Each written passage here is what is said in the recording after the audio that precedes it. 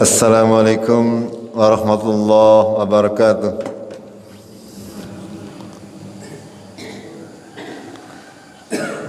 Alhamdulillahi rabbil alamin alladzi hadana lihada wa ma kunna linahtadiya laula an hadana Allah.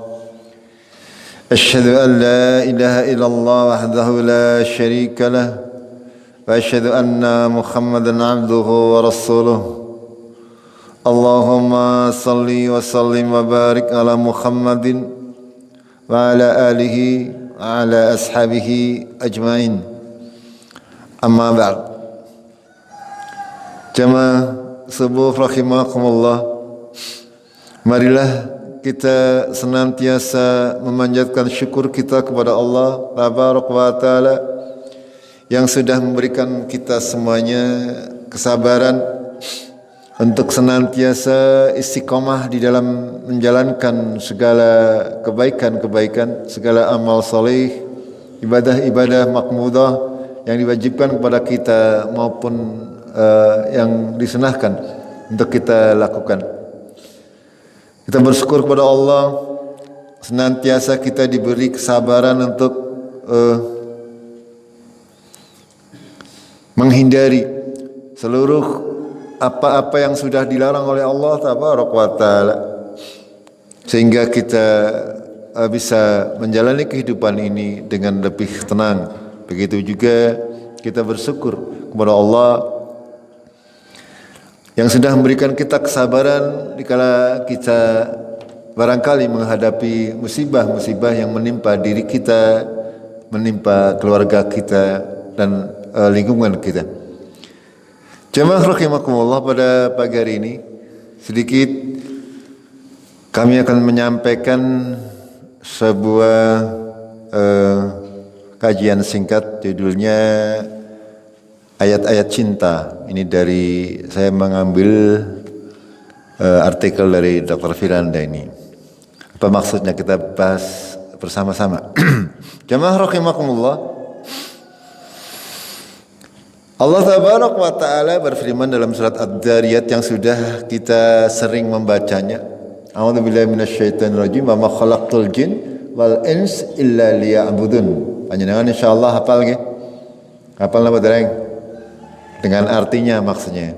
Wa ma khalaqtul jinna wal insa illa liya'budun. Dan tidaklah aku ciptakan, kata Allah, jin dan manusia kecuali untuk menyembahku, menyembah Allah.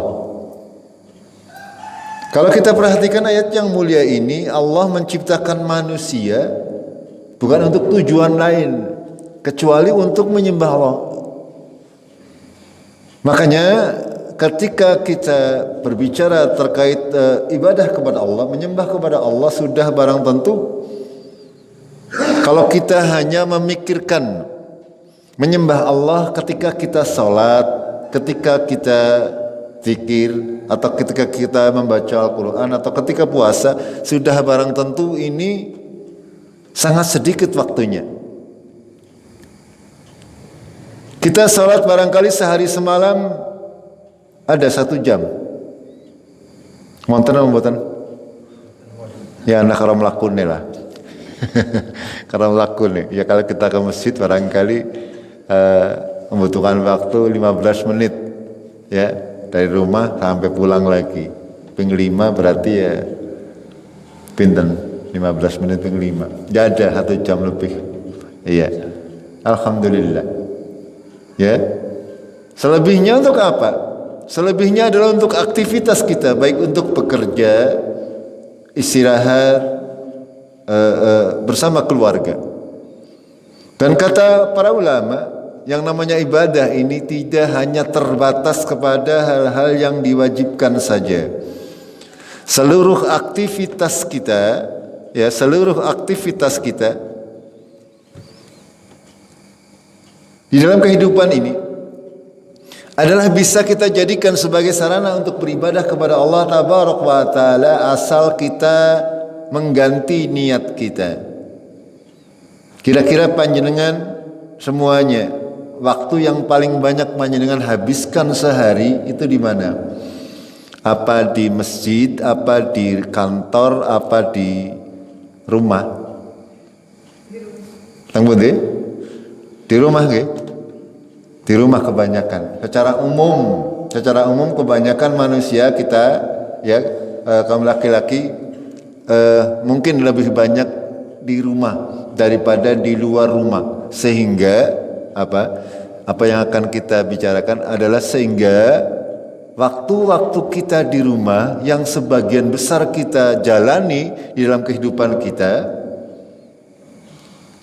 rubah dari hal-hal yang mubah menjadi ibadah.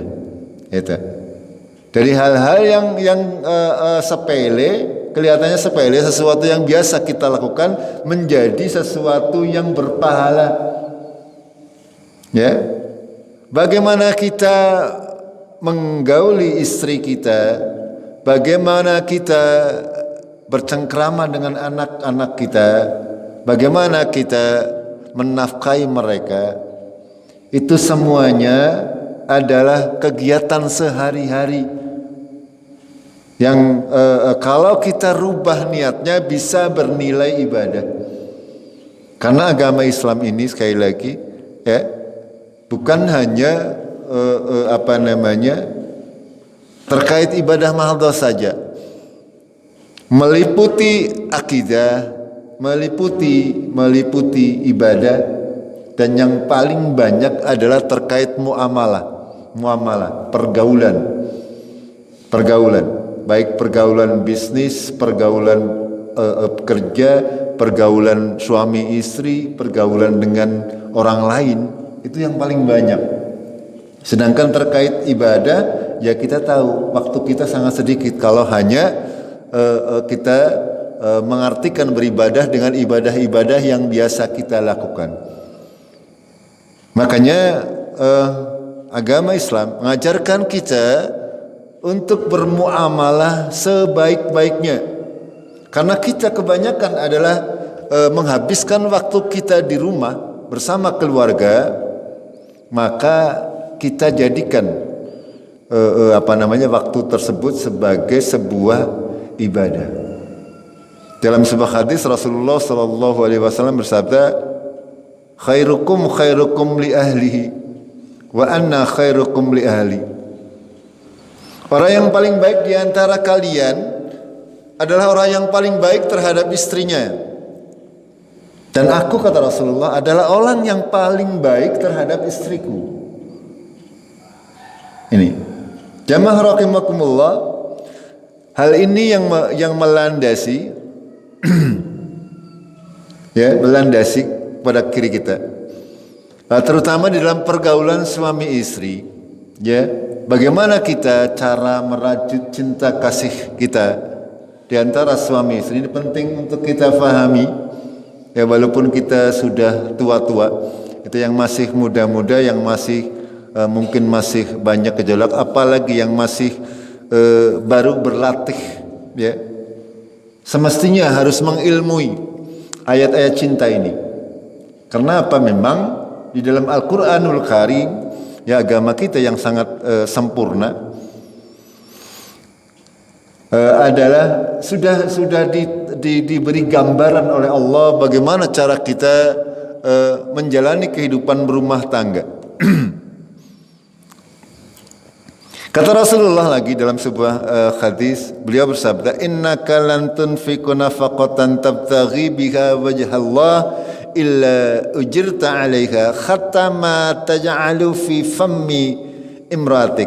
Ya, tidaklah engkau berinfak dengan mengharap wajah Allah tabarak wa taala kecuali engkau akan diberi pahala sampai suapan yang kau suapkan ke mulut istrimu, engkau pun akan mendapat pahala. Jemaah rahimakumullah, sebuah hadis yang sangat mulia yang mengajarkan kita, ya, agama Islam mengajarkan kita untuk bersikap bahasa wong nome romantis, okay?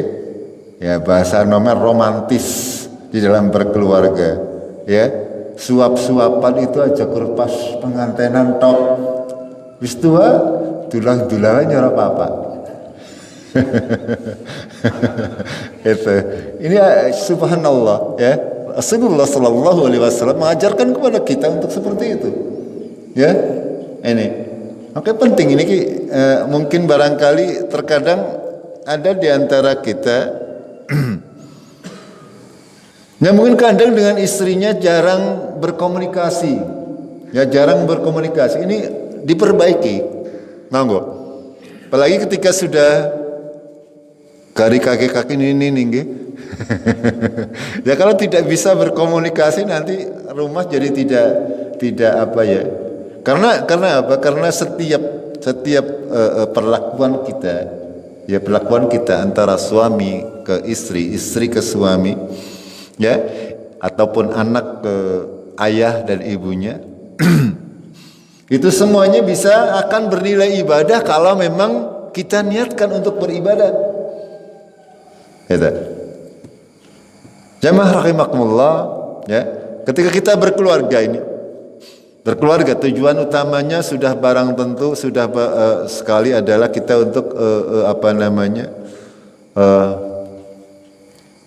kita membina sebuah keluarga yang dikehendak seperti yang dikehendaki oleh syariat agama Allah. Yang di samping kita untuk memperoleh keturunan. Gitu. Makanya Allah Tabaraka wa Ta'ala memberikan rambu-rambu kepada kaum muslimin agar bisa langgeng di dalam menempuh perjalanan kehidupannya. Akan tapi sudah barang tentu di tengah-tengah jalan banyak terjadi kendala-kendala yang kalau kita bisa menghadapinya insyaallah selamat. Kalaupun tidak bisa, Allah memberikan solusi-solusi. Semuanya ada solusinya masing-masing. Ketika kita mendapatkan permasalahan dalam sebuah keluarga, yakinlah bahwasanya itu semuanya dikehendaki oleh Allah Tabaraka wa Ta'ala, dan yakinlah bahwa itu adalah yang terbaik. Ya. Kadang-kadang kita membenci sesuatu padahal sesuatu itu baik bagi kita. Atau kebalikannya, kadang-kadang kita mencintai sesuatu padahal sesuatu itu buruk bagi kita. Asa an takrahu syai'an, ya, wa huwa khairul lakum, wa asa an tuhibbu syai'an wa huwa syarrul lakum. Barangkali kamu membenci sesuatu, akan tetapi pada hakikatnya yang kamu benci itu adalah lebih baik bagi kamu. Atau kadang kamu mencintai sesuatu padahal sesuatu itu buruk bagi kalian. Nah, misalnya kita kadang mencintai istri kita yang pertama-tama mungkin dari dari penampilannya, ya kelihatannya baik, tapi begitu sudah berkeluarga, misalnya ini ada kasus, ya ternyata akhlaknya tidak baik. Kita menyukai sesuatu padahal itu buruk. Kita kadang yang kurang, penampilan kurang, kadang-kadang itu malah akhlaknya baik. Makanya penting untuk kita senantiasa berusaha mendasari semua yang kita lakukan berdasarkan Al-Quran dan Sunnah. Karena semuanya ada tuntunannya. Kita mulai, ada beberapa ayat dalam Al-Quran yang bertema cinta, ya, makanya diberi judul ayat-ayat cinta. Yang pertama adalah surat Al-Baqarah 187 yang terkait perintah puasa. Allah berfirman, "Ukhilla lakum lailatas siyami rafasu ila nisaikum hunna libasul lakum wa antum libasul lahun. Alimallahu annakum kuntum takhtanuna anfusakum fataba 'alaikum wa 'afa 'ankum. Fal'ana bashiruhunna wabtaghu ma kataballahu lakum." Lengkapnya Allah berfirman, dihalalkan, diperbolehkan bagi kamu pada malam hari di bulan Ramadan kamu rafas, kamu mencampuri istri-istri kalian. Karena apa? Hunna libasul lakum wa antum libasul lahun. Kaum laki-laki adalah pakaian bagi kaum perempuan, bagi istri-istri kalian, dan istri kalian adalah pakaian bagi para suami. Allah mengetahui bahwasanya kamu tidak dapat menahan diri kalian. Makanya Allah memberi ampunan menerima taubat kalian dan memberi maaf kepada kalian. Maka pergaulilah mereka sekarang dan carilah apa-apa yang sudah ditentukan oleh Allah bagi kalian. Jamaah rahimakumullah, perhatikan ayat ini sangat indah ketika kita mau sedikit mempelajarinya. Ya.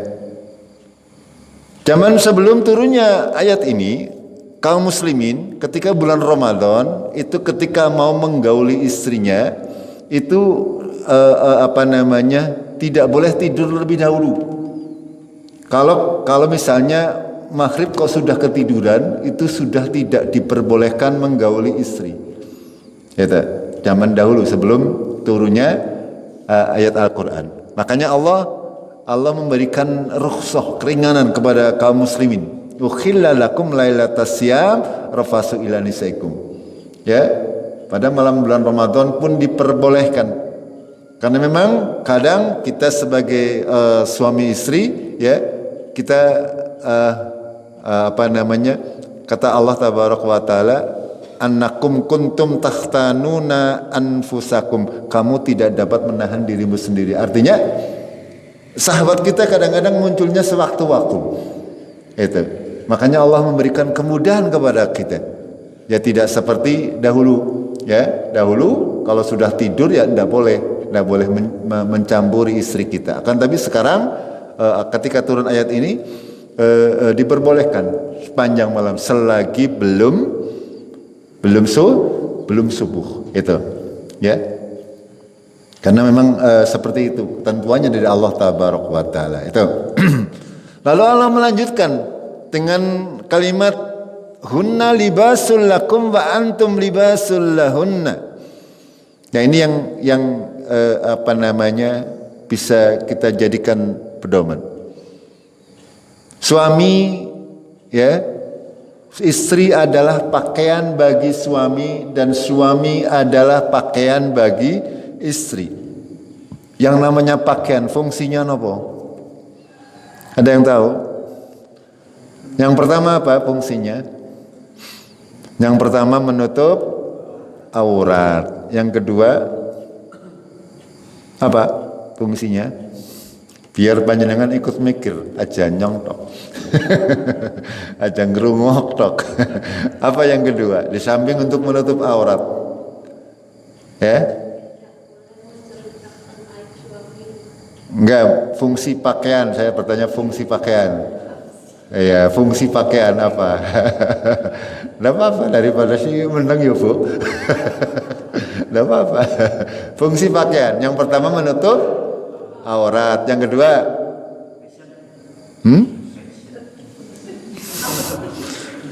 ya rada benar tapi mantan salah.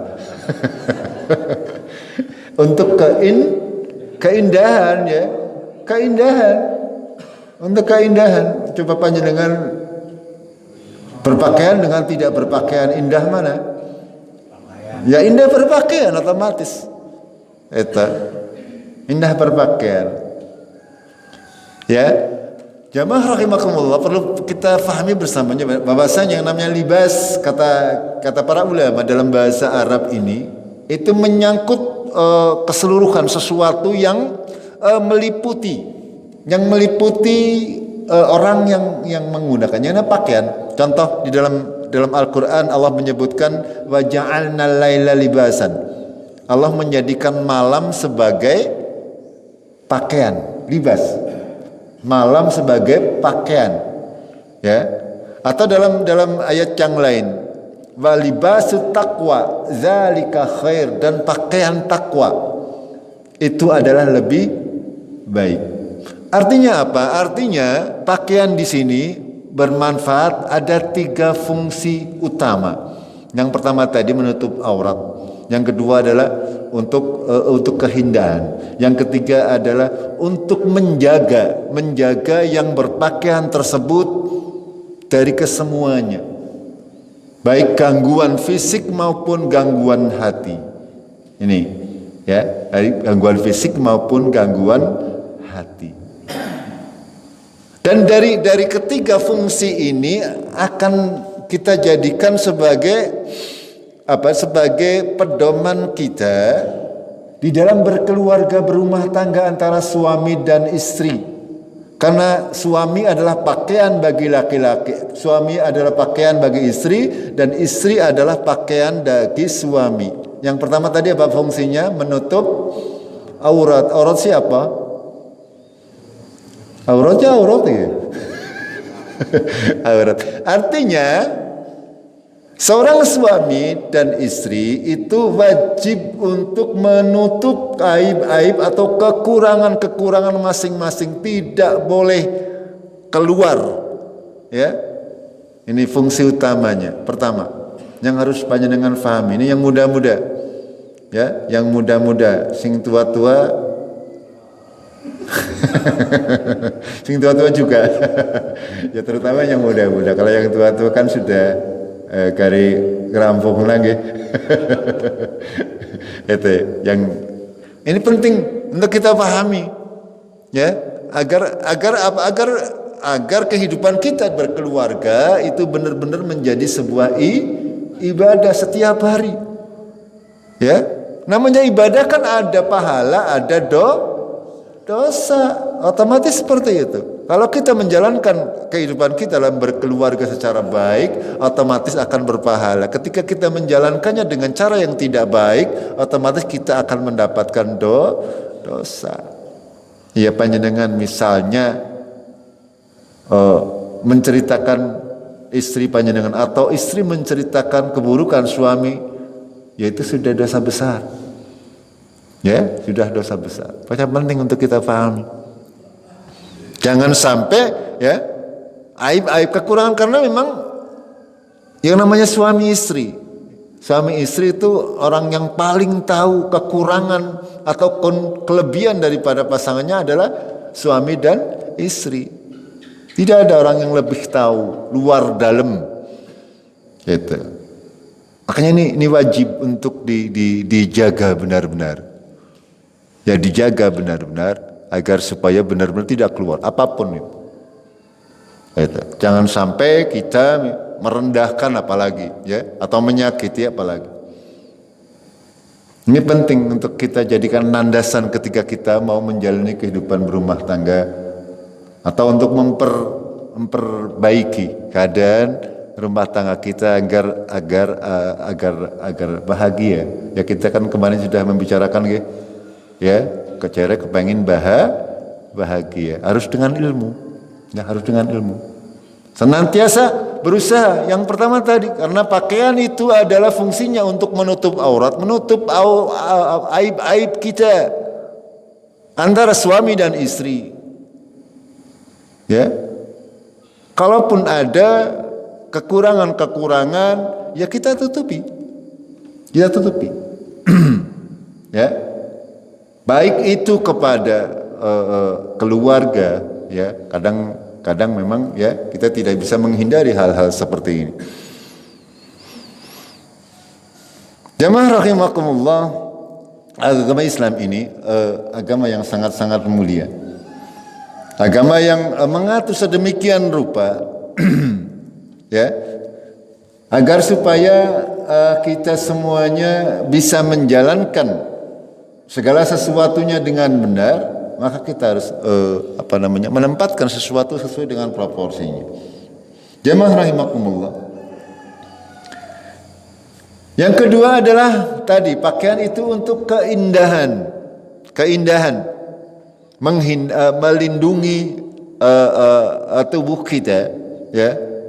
Dengan berpakaian ini tadi adalah kita harus menjadikan pasangan kita sebagai sebuah kebanggaan. Oke? Gimana mboten? Iya, ngerti bangga karo bojone dhewek, bangga karo bojone batir. Panjenengan ngerti tidak, ya, kaum ibu ora membanggakan lanange, siapa yang mau dibanggakan? Itu gimana betul? Ini makanya saling mengisi itu. Terus yang ketiga adalah untuk yang tadi, seperti kepenggambaran pakaian takwa dan malam yang menyeliputi, bahwasanya Bahwasanya di antara fungsi pakaian adalah untuk melindungi kita dari berbagai macam gangguan yang berasal dari luar, ya, menutupi dari panas, angger adem ora kademen, gini betul? Iya, salah satunya itu. Begitu juga kita suami istri, ya, agar supaya kita bisa menjadi pakaian untuk istri kita dan juga istri menjadi pakaian kepada suaminya. Caranya bagaimana? Jangan pernah saling menyakiti, jangan pernah saling ya sudah barang tentu ya, ini idealnya seperti itu, idealnya. Akan tapi memang sulit dan kita harus belajar untuk yang kemarin ya sudah, tapi kedepannya adalah kita gunakan akhlak-akhlak kita di dalam kehidupan berumah tangga. Kata Rasulullah, kalimatut thayyibah as-sadaqah. Kalimat-kalimat yang baik adalah sedekah. Kalimat yang baik adalah sedekah. Dan kalimat yang baik ini, kalimat kalau setiap kita berkata adalah sedekah, makanya jangan sungkan untuk bersedekah kepada istri kita, kepada anak-anak kita. Dengan apa? Dengan kalimat-kalimat yang baik. Itu. Bagaimana caranya? Ya, misalnya panjenengan sekali-kali, sayang lagi ngapain? Itu kan kalimat yang baik. Gitu buatan. Wis kaki-kaki ini udah apa-apa. Ya, cintaku, kamu lagi kenapa? Ini kan kalimat-kalimat yang monggo ini apa ya, kita bahasanya mungkin tidak seperti anak muda. Ya, apa ya? Monggo ini semuanya mulai agar hidup di rumah ini, hidup tidak kaku, ya. Wong seumah kadang-kadang orang takon-takonan sedina teyeng. Itu ya monggo ini dirubah sedikit demi sedikit. Karena sekali lagi, setiap kalimat yang baik, ya, kalimat yang baik untuk anak, baik untuk istri, baik untuk orang lain adalah sedekah. Ini penting, ya. Kalimat yang baik, tapi kalau kalimat yang buruk berarti apa? Kalau kalimat yang baik adalah sedekah, kalau kalimat yang buruk berarti ya dosa. Itu kebalikannya, berarti mengandung dosa. Makanya ketika kita mengucapkan perkataan yang buruk baik kepada siapa saja, ya kita berbicara tentang kehidupan berumah tangga, kepada anak kita, kepada istri kita, istri kepada suami, kalimat-kalimat yang buruk ini mengandung dosa. Ya, kalau yang baik itu mengandung pahala, berarti yang buruk akan mengakibatkan berdosa. Makanya penting ya untuk kita membiasakan diri ya untuk berkomunikasi dengan baik ya kepada anak dan istri kita. Itu. Baru satu ya, serampung jame maksudnya.